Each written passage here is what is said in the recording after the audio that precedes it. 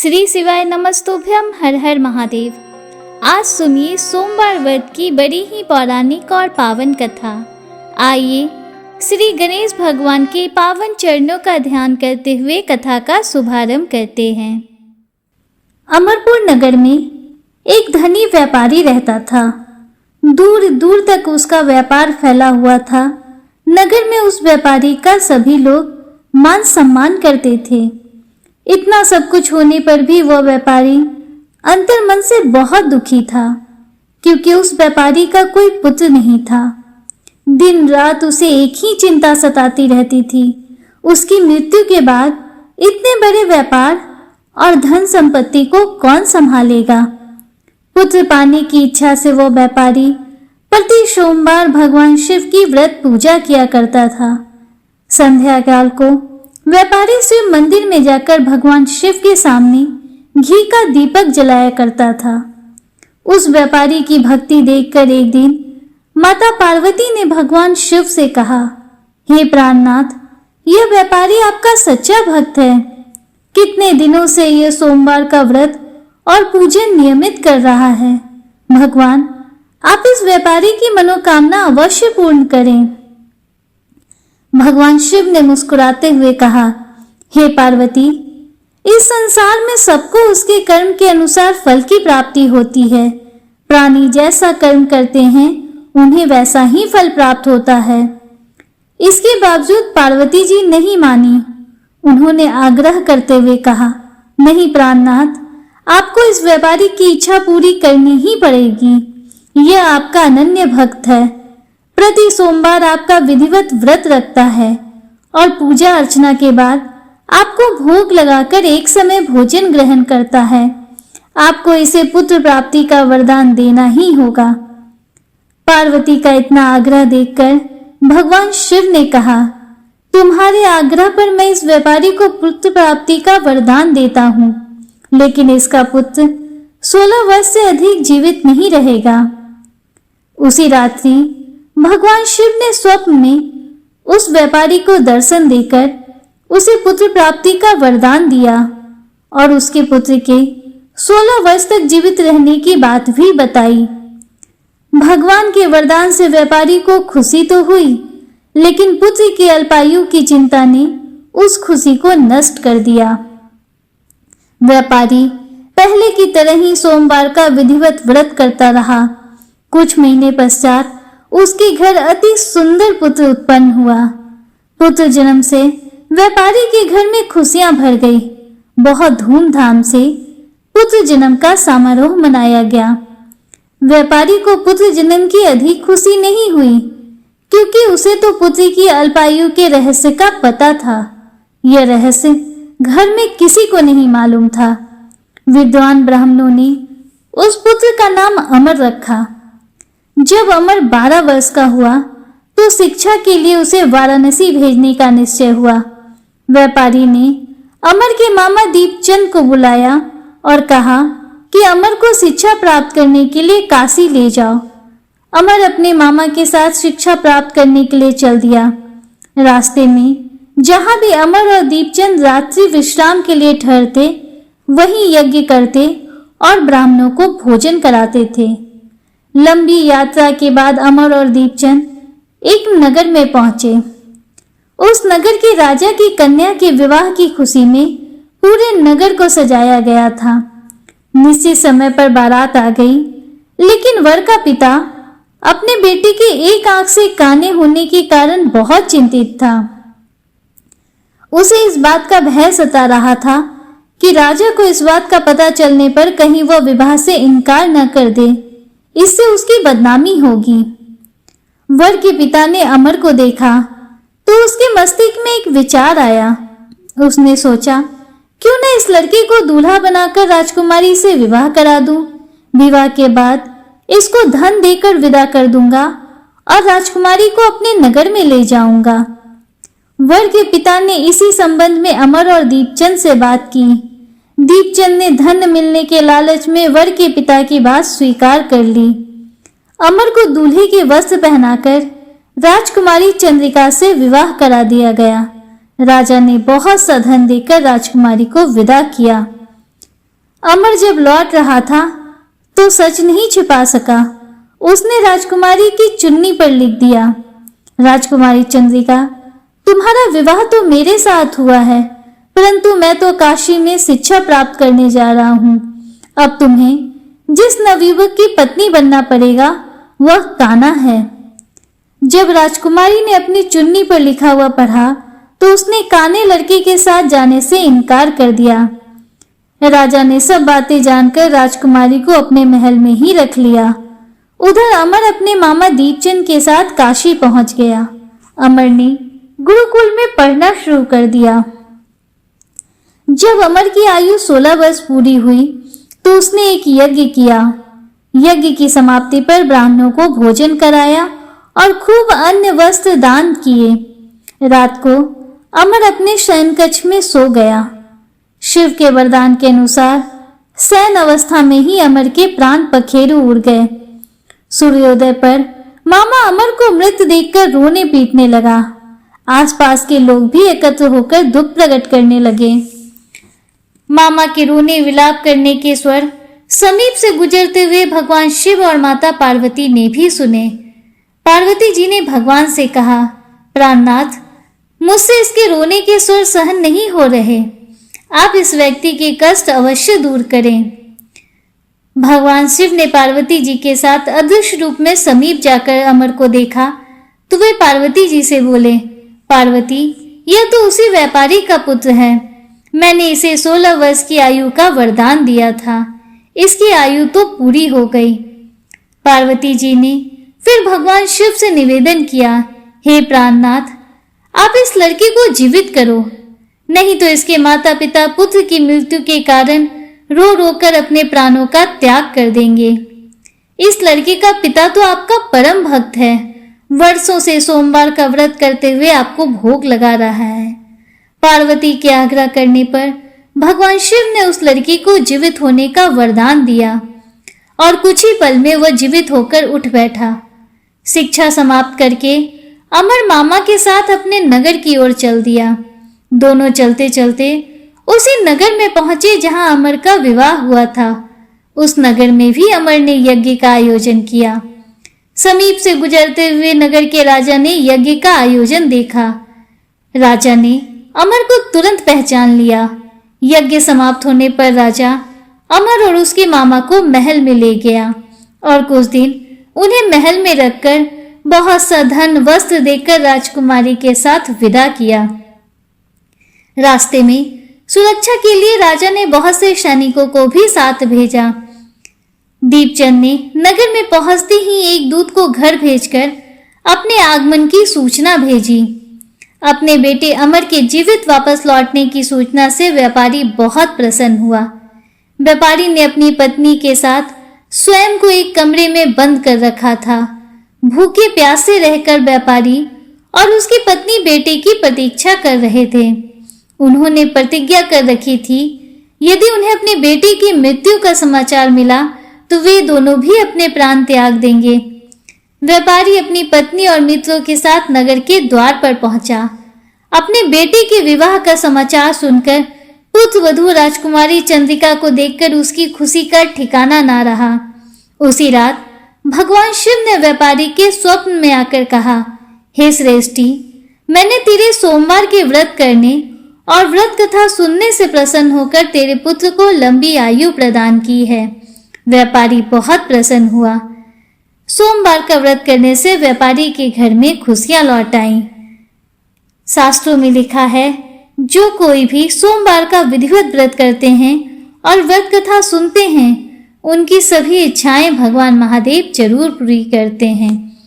प्रेम से बोलिए भगवान महादेव की जय। हर हर महादेव। दोस्तों, आइए सोमवार व्रत की एक अन्य कथा का श्रवण करते हैं। दोस्तों, भगवान महादेव और माता पार्वती की यह पावन कथा शिव पुराण में वर्णित है। शिव पुराण की कथा के अनुसार एक बार वास्कल नामक गांव में विंदुक नाम का ब्राह्मण रहता था। वह बड़ा दुरात्मा और महापापी था। उसकी स्त्री बहुत सुंदर थी, लेकिन वह कुमार्ग पर ही चलता था। उसकी पत्नी का नाम चंचुला था और वह सदैव धर्म के पालन में लगी रहती थी। इस तरह कुकर्म में लगे हुए उस ब्राह्मण के साथ उसे बहुत वर्ष बीत गए। अपने धर्म के नष्ट होने के डर से कभी भी वह अपने धर्म से विचलित नहीं हुई, लेकिन उसका पति तो दुराचारी था। इसलिए दुराचारी पति के आचरण से प्रभावित होकर वह स्त्री भी अपने ही पति की तरह दुराचारणी हो गई। बहुत समय बीत जाने के बाद वह दूषित बुद्धि वाला दुष्ट ब्राह्मण समय के अनुसार मृत्यु को प्राप्त होकर नरक में चला गया। बहुत दिनों तक नरक के दुख भोग कर वह पापी एक भयंकर पिशाच हो गया। दूसरी तरफ उस दुराचारी पति की मृत्यु के पश्चात चंचुला बहुत समय तक अपने पुत्रों के साथ अपने घर में ही रहती। एक दिन ईश्वर कृपा से वह अपने भाई बंधुओं के साथ एक तीर्थ क्षेत्र में चली गई। तीर्थ यात्रियों के साथ उसने तीर्थ के जल में स्नान किया और अपने भाइयों के साथ इधर उधर घूमने लगी। वहां उसने एक देव मंदिर में एक ब्राह्मण को भगवान शिव की परम पवित्र और उत्तम पौराणिक कथा कहते हुए सुना। वह ब्राह्मण यह कह रहे थे कि जो स्त्रियां पर पुरुषों के साथ व्यभिचार करती हैं, यमराज के दूत उन्हें बहुत कष्ट देते हैं। ऐसा सुनकर चंचुला भय से कांपने लगी। उसने विचार किया कि उसने तो अपने पति के साथ बहुत पाप किए हैं, तो उसे भी उन पापों का दंड भोगना पड़ेगा। इसके बाद उसे चैन नहीं आया और उसने उस ब्राह्मण से विनती की, हे प्रभु, मेरे ऊपर आप कृपा करें और मेरा उद्धार करें। मैं आपकी प्रवचन सुनकर भय से कांप रही हूँ और इस संसार से मुझे वैराग्य हो रहा है। मैंने जीवन भर दुराचार किया है। न जाने मेरे मरने के बाद मुझे कैसी कैसी घोर यातनाएं सहनी पड़ेंगी। कौन मेरा साथ देगा? यमराज के उन भयंकर दूतों को मैं कैसे देख पाऊंगी? हे प्रभु, आप मेरा कल्याण करें। चंचुला की इन वचनों को सुनकर ब्राह्मण बोले, हे चंचुला, यह तो बड़े सौभाग्य की बात है कि भगवान शंकर की कृपा से शिव पुराण की कथा को सुनकर तुम्हारा मन समय पर ही सावधान हो गया। पश्चाताप ही पाप करने वाले पापियों के लिए सबसे बड़ा प्रायश्चित है। साधु संतों ने भी पश्चाताप को ही समस्त पापों का नाश करने वाला बताया है। पश्चाताप से ही पापों की शुद्धि होती है। जो पश्चाताप करता है वही समस्त भय से मुक्त होकर के निर्भय हो जाता है। इसलिए ब्राह्मण पत्नी, तुम अनेक विषयों से अपने मन को हटाओ और भक्ति भाव से भगवान शंकर की इस पावन कथा को सुनो। इस कथा को सुनने से तुम्हारे चित्त की शुद्धि होगी और तुम्हें मोक्ष की प्राप्ति हो जाएगी। ऐसा सुनने के बाद उस चंचुला ने शिव पुराण की कथा को सुनने की इच्छा से मन में उस ब्राह्मण देव की सेवा का संकल्प लिया और उन्हीं के साथ रहने लगी। उसके पश्चात शुद्ध बुद्धि वाले उस ब्राह्मण ने उस स्त्री यानी चंचुला को शिव पुराण की समस्त कथा सुनाई। तत्पश्चात समय का चक्र पूरा होने के बाद भक्ति, ज्ञान और वैराग्य से युक्त हुई चंचुला ने अपने शरीर को बिना किसी कष्ट के त्याग दिया। जैसे ही चंचुला ने अपने शरीर को त्यागा, भगवान शंकर का भेजा हुआ दिव्य विमान वहां पहुंच गया और भगवान शंकर के गणों ने चंचुला को उस विमान पर बिठाया और शिवलोक में ले गए। वह दिव्य रूप धारणी दिव्यांगना हो चुकी थी। चंचुला ने वहां साक्षात भगवान शंकर को देखा। उनके 5 मुख थे और हर मुख में उनकी 3 आंखें थी। मस्तक पर चंद्रमा सुशोभित हो रहा था। उन्होंने अपने बाईं ओर माता पार्वती को बिठा रखा था। उनका सारा शरीर भस्म से भासित था। शरीर पर श्वेत वस्त्र शोभा पा रहे थे।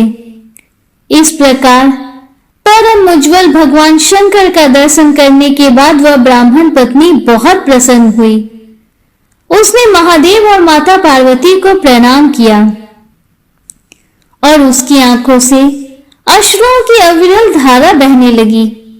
संपूर्ण शरीर में रोमांच पैदा हो गया और माता पार्वती एवं भगवान शंकर ने बड़ी करुणा से उसे अपने पास बुलाया, उसकी ओर देखा और माता पार्वती ने चंचुला को प्रेम पूर्वक अपनी सखी बना लिया। एक दिन परमानंद में मग्न हुई चंचुला ने उमा देवी के पास जाकर प्रणाम किया और दोनों हाथ जोड़कर वह उनकी स्तुति कहने लगी। चंचुला बोली, गिरिराज नंदिनी स्कंद माता उमे, मनुष्य ने सदा आपका सेवन किया है। समस्त सुखों को देने वाली शंभु प्रिय आप ब्रह्म स्वरूपनी हैं। तीनों गुणों का आश्रय भी आप ही हैं। ब्रह्मा, विष्णु और महेश्वर इन तीनों देवताओं का निवास स्थान तथा उनकी उत्तम प्रतिष्ठा करने वाली पराशक्ति आप ही हैं। वह चंचुला इस प्रकार महेश्वर पत्नी उमा की स्तुति करके सिर झुकाए चुप हो गई। उसके नेत्रों में प्रेम के आंसू उमड़ आए थे। तब करुणा से भरी शंकर प्रिया भक्त वत्सला पार्वती देवी ने चंचुला को संबोधित करके इस प्रकार कहा। पार्वती जी बोली, सखी चंचुले, मैं तुम्हारी की हुई इस स्तुति से बहुत प्रसन्न हूँ। बोलो क्या वर मांगती हो? तुम्हारे लिए मुझे कुछ भी न देने योग्य नहीं है। चंचुला बोली, निष्पाप गिरिराज कुमारी, मेरे पति बिंदु किस समय कहाँ हैं? उनकी कैसी गति हुई है यह मैं नहीं जानती। कल्याण में दीन वत्सले, मैं अपने उन पति देव से जिस प्रकार संयुक्त हो सकूं वैसा ही उपाय कीजिए। महादेवी, मेरे पति एक शुद्ध जातीय वेश्या के प्रति आसक्त थे और पाप में ही डूबे रहते थे। उनकी मौत मुझसे पहले ही हो गई थी। न जाने वे किस गति को प्राप्त हुए। गिरिजा बोली, बेटी, तुम्हारा बिंदुक नाम वाला पति बड़ा पापी था। उसका अंतःकरण बहुत ही दूषित था। वैश्य का उपभोग करने वाला वह महामूढ़ मरने के बाद नरक में पड़ा। अनगिनत वर्षों तक नरक में नाना प्रकार के दुख भोग कर वह पापात्मा अपने शेष पाप को भोगने के लिए विंध्य पर्वत पर पिशाच बन के बैठा है और नाना प्रकार की कलेश उठा रहा है। वह दुष्ट वही वायु पीकर रहता और सब प्रकार के कष्ट सहता है। गौरी देवी की यह बात सुनकर उत्तम व्रत का पालन करने वाली चंचुला पति के महान दुख से दुखी हो गई।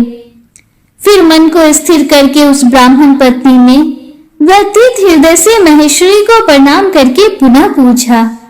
चंचुला बोली, महेश्वरी महादेवी, मुझ पर कृपा कीजिए और दूषित कर्म करने वाले मेरे उस दुष्ट पति का अब उद्धार कर दीजिए।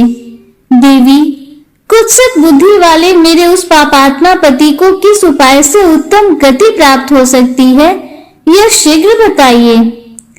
पार्वती जी ने कहा, तुम्हारा पति अगर शिव पुराण की पुण्यमयी उत्तम कथा सुने तो सारी दुर्गति को पार करके उत्तम गति का भागी हो सकता है।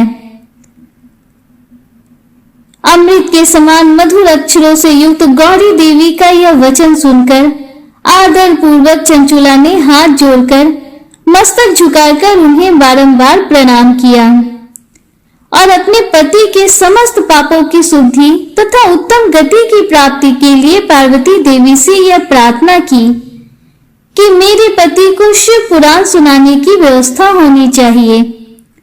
उस ब्राह्मण पत्नी के बारंबार प्रार्थना करने पर शिवप्रिया गौरी देवी को बड़ी दया आ गई। उन भक्त वत्सला महेश्वरी गिरिराज कुमारी ने भगवान शिव की उत्तम कीर्ति का गान करने वाले गंधर्वराज तुमरो को बुलाकर उनसे इस प्रकार कहा, तुमरो, तुम्हारी भगवान शिव में प्रीति है। तुम मेरे मन की बातों को जानकर मेरे अभीष्ट कार्यों को सिद्ध करने वाले हो। इसलिए मैं तुमसे एक बात कहती हूँ, तुम मेरी इस सखी के साथ शीघ्र ही विंध्य पर्वत पर जाओ। वहां एक महाघोर और भयंकर पिशाच रहता है। पूर्व जन्म में वह पिशाच बिंदुक नामक ब्राह्मण था, मेरी सखी चंचुला का पति था। परंतु वह दुष्ट वेश्यागामी हो गया। अभक्ष, भक्षण, सज्जनों से द्वेष और दूषित वस्तुओं का दान लेना यही उसका स्वाभाविक कर्म बन गया था। वह बड़ा दुष्ट था। वह पापी अपनी पत्नी का परित्याग करके दुष्टों के संग में ही आनंद मनाता था। वह मृत्यु पर्यंत दुराचार में ही फंसा रहा। फिर अंत काल आने पर उसकी मौत हो गई। बहुत से नरकों का उपभोग करके वह दुष्ट आत्मा जीव इस समय विंध्य पर्वत पर पिशाच बना हुआ है। तुम उसके आगे यत्न पूर्वक शिव पुराण की दिव्य कथा का प्रवचन करो। शिव पुराण की कथा का श्रवण सबसे उत्कृष्ट पुण्य कर्म है। उससे उसका हृदय शीघ्र ही समस्त पापों से शुद्ध हो जाएगा और वह प्रेत योनि का परित्याग कर देगा। उस दुर्गति से मुक्त होने पर बिंदुक नामक पिशाच को मेरी आज्ञा से विमान पर बिठाकर तुम भगवान शिव के समीप ले आओ। महेश्वरी उमा के इस प्रकार आदेश देने पर गंधर्वराज तुमरू मन ही मन बड़े प्रसन्न हुए। तत्पश्चात उस पिशाच की सती साध्वी पत्नी चंचुला के साथ विमान पर बैठकर विंध्याचल पर्वत पर गए, जहां वह पिशाच रहता था। भगवान शिव की उत्तम कीर्ति का गान करने वाले महाबली तुमरू ने उस भयंकर पिशाच को पासों में बांध लिया। तदंतर तुमरू ने शिव पुराण की कथा बांचने का निश्चय करके उस स्थान पर मंडप आदि की रचना की। फिर तुमरू ने उस पिशाच को पासों में बांधकर आसन पर बिठाया और हाथ में वीणा लेकर गौरीपति की कथा का आरंभ किया। उस परम पुण्य में शिव पुराण को सुनकर उस पिशाच ने अपने सारे पापों को धोकर उस पैशाचिक शरीर को त्याग दिया। फिर तो शीघ्र ही उसका रूप दिव्य हो गया। इस प्रकार दिव्य देहधारी रूप होकर श्रीमान बिंदुक अपनी प्राण वल्लभा चंचुला के साथ स्वयं भी पार्वती वल्लभ भगवान शिव का गुणगान करने लगा। तदंतर महेश्वर के सुंदर एवं मनोहर गुणों का गान करता हुआ वह अपनी प्रियतमा तथा तुमरू के साथ शीघ्र ही शिव धाम में जा पहुंचा। वहां भगवान महेश्वर तथा पार्वती देवी ने प्रसन्नता पूर्वक बिंदु का बड़ा सत्कार किया और उसे अपना पार्षद बना लिया। उसकी पत्नी चंचुला पार्वती जी की सखी हो गई। उस घनीभूत ज्योति स्वरूप परमानंद में सनातन धाम में अविचल निवास पाकर वे दोनों दंपति परम सुखी हो गए। प्रेम से बोलिए गौरी पुत्र गणेश की जय, माता पार्वती की जय, भगवान भोलेनाथ की जय। दोस्तों, उम्मीद करती हूँ कि भगवान भोलेनाथ और माता पार्वती की यह कथा आपको पसंद आई होगी और वीडियो आपको अच्छा लगा होगा। अगर वीडियो आपको थोड़ा सा भी अच्छा लगा हो तो वीडियो को लाइक कीजिए, दूसरों के साथ शेयर कीजिए, कमेंट में हर हर महादेव जय श्री राधे कृष्णा जरूर लिखिए।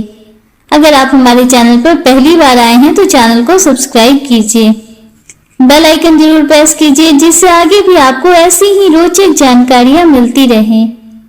मिलते हैं आपसे अगले वीडियो में, तब तक के लिए हर हर महादेव, जय श्री राधे कृष्णा, राधे राधे, जय माता दी।